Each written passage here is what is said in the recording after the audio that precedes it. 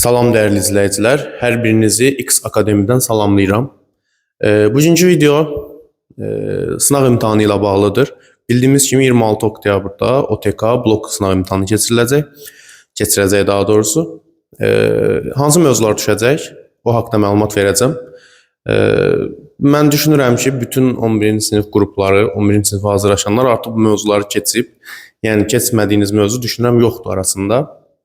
Sadəcə həm mövzuları yaxşıca təkrar eləmək lazımdır imtahana düşəcək sual üçün. Blok imtahanı bu ilin ilk blok imtahanı olduğu üçün çox çətin olacağını düşünmürəm. Amma buraxılış imtahanından da, buraxılış sınağından da çətin olacaq. Yəni bundan əmin ola bilərsiniz. Deməli uşaqlar, cəbirdən gördüyünüz kimi natural ədədlər bu buraxılışda da var idi. Eyni qaydada adı onluq kəsirlər, faiz nisbət tənasüb, həqiqi ədədlər, tam cəbri ifadələr və kvadrat kök. Kvadrat kök buraxılışda yox idi. Eyni qaydada həndəsədən ilk anlayışlar, bir də üçbucaqlar. Deməli, toplam neçə mövzu eləyir? 6-8 mövzudan ibarət bir sınaq olacaq, blok imtahanı. Bir də qeyd edeyim ki, uşaqlar, burada tam cəbri ifadələr içərisində ümumi hamısı gedir. Yəni, çox aydın vurğulara ayrılması da var, rasional kəsirlər də var. Onları da daxil etsək 10 mövzudan ibarət olacaq sınaq. Təbii ki, 30 sual olacaq, blok sınağıdır. Mən düşünürəm ki, buraxılışdan fərqli olaraq blokda 1-2-dən çətin sual olacaq. Və şübhələndiyim mövzu üçbucaqlar mövzusudur ki, sahə ilə bağlı və yaxud da medianlar, təmbülənlərlə bağlı çətin bir sual ola bilər. Bir də faizlə bağlı maraqlı sualımız ola bilər. Çünki faizə aid məsələləri istədiyimiz qədər çətinləşdirə bilərik. Ona görə faiz bölməsinin xüsusilə məhlullarla bağlı olan hissəni yaxşıca təkrar eləyin, çoxlu test işləyin. Bir də kvadrat köklər. Bu mövzunu uşaqlar çox şagirdin çətinlik çəkdiyi mövzudur. Xüsusilə modulla bağlı olan ifadələr, yəni kökün altından ifadələrin çıxarılması, modulun açılması, sadələşdirilməsi və s. Bu hissələri çoxlu nümunələr işləyin. Yəni vaxtınız var hələ ki, rahat hazırlaşa bilərsiniz. Və hər kəsə asan görünən natural ədədlər mövzusu ki, çox şagird asandır deyir, amma demək olar hər sınaqda 4-5 sualdan ən azı 2 dənəsi səhv həll olunur.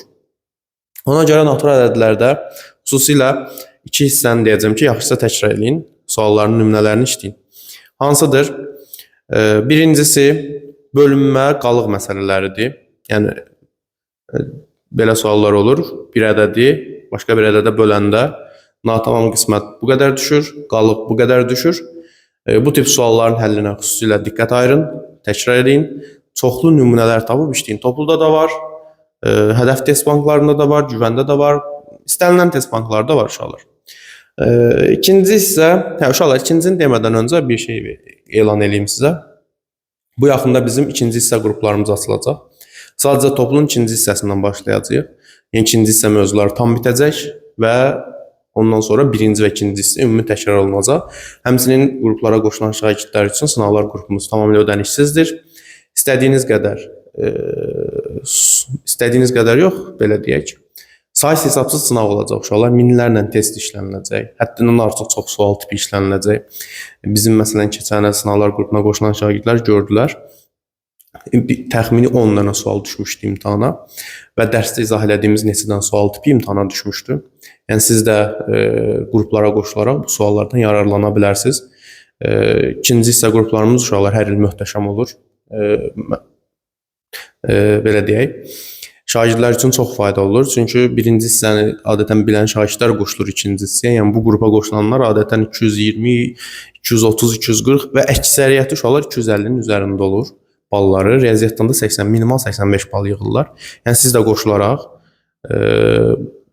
bu suallarla, qaydalarla tanış ola bilərsiniz. Eyni qaydada həm birinci, həm də ikinci hissə təkrar olunur. Həmçinin köməkçi müəllim tərəfindən də çoxlu suallar, sınavlar göndəriləcək sizə. Yəni həddindən artıq çox sual tipi rastlaşasınız, öyrənəsiniz. Hər birinin də təbii ki, izahları veriləcək. Buradan indi ekrandan nömrə çıxacaq uşaqlar. Yazıb ətraflı məlumat ala bilərsiniz. Çox münasib qiymətədir. Deməli uşaqlar, keçək videoya. Natural ədədlərdən danışırdıq. Dedik ki, birinci hissə nədir? Qalıqlarla bağlı ola bilər ki, bu sual. Xüsusi diqqət edin. Suallar tapıb işləyim. Bizim kanalımızda da paylaşmışıq. Həmçinin ödənişsiz WhatsApp qruplarımızda da uşaqlar çoxlu nümunələrimiz var, paylaşmışıq. Hər birinin də izahları ilə birlikdə. Linklər rəy bölməsində olacaq. Keçid edib qoşulun. Tamamilə ödənişsizdir. İstədiyiniz qədər suallar, sınaqlar, izahlar var. Keçid edib qoşub, əldə edib öyrənin. İkinci hissə bu adı-onluq natural ədədlərdə əbu və şoblarla bağlıdır. Uşaqlar, bu əbu və şob çox önəmli mövzudur. Çox istifadə olunur. Çox sual tipi yaratmaq olur. Ona görə əlinizdən gələn eləyin. Çoxlu nümunələr işləyin. Baxın uşaqlar, qeyd etdiklərimə xüsusi diqqətlə yanaşın. Əmin olun ki, faydasını görəcəksiniz. Yəni hər il mənim şagirdlərimə deyirəm, faydalarını görürlər. Sizin üçün də deyirəm ki, siz də bunu eləyin, faydalanın. Adı-onluq kəsir uşaqlar. Mən düşünürəm ki, adı-onluq kəsirlərdən sadələşmə sualı düşə bilər, yəni hesablama sualı düşə bilər. Və yaxud da hissəsinə görə ədədinə görə ədədin hissəsinin tapılması bu tür suallar düşə bilər. Faizi dedik. Həqiqi ədədlərdən uşaqlar. Hər il hansı sual düşür bilirsiniz? Ədədin standart şəkli ilə bağlı hər il sual düşür. İlk olduğu üçün, ilk sınağı, blok sınağı olduğu üçün böyük ehtimalla düşəcək. Və yaxud da irrasionaldan azad olunması ilə bağlı sual düşəcək. Bir də uşaqlar, bura qeyd eləməmişəm. 7-ci çoxluqdur. Bunu unutmuşdum. Çoxluq da düşəcək. Uşaqlar, çoxluqla da bağlı nə suallar ola bilər? Birləşmə kəsişmə aid ola bilər. Əsas məsələ uşaqlar, çoxluqda nədir? Venn diaqramıdır. Bilirik ki, çoxluğun düsturları çoxdur. Alt çoxluqla bağlı suallar düşə bilər. Siz düsturların falan öyrənməyinizə ehtiyac yoxdur. Sadəcə Venn diaqramını mükəmməl öyrənin. Bu sizə kifayət eləyir ki, çoxluqla bağlı bütün sualları cavablandırasınız. Heç bir əngəl olmayacaq uşaqlar. Sadəcə Venn diaqramı yaxşı öyrənin, tətbiq eləməyi yaxşı öyrənin. Onunla bağlı da bir izah gələcək kanalımızda. Sırf seçilmiş çoxluğa suallarını izah eləyəcəyik. Əmin olun ki, o suallardan bir dənəsi imtahana düşəcək. Başqa nə deyim sizə? Bu mövzular haqqında danışdıq. Həndəsə əsas anlayışları uşaqlar. Bu ən sonunda fiqurlar var. Bilirsiniz ki, müəyyən fiqurlar və onlar arasında məsələn nümunə göstərim sizə. Bilirik ki, uşaqlar çoxlu fiqurlar var. Məsələn, belə bir fiqurumuz var. Bu ikisinin cəmi buradakına bərabər olurdu.